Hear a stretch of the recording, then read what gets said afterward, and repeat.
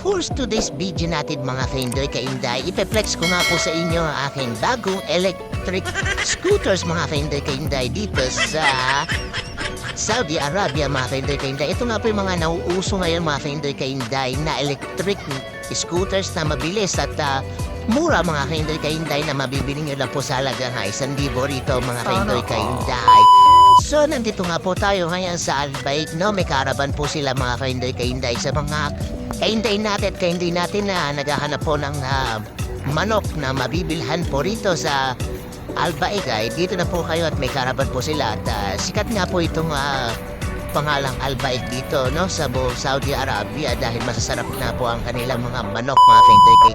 So, nandito na nga rin po tayo sa park ng mga ka-Inday katabi nga po ng caravan ng Albaik. So, andito nga po marami mga bike na inaarkilan dito mga ka-Inday at electric scooters na mga maliliit na mga bike na talaga mga pambata mga ka-Inday.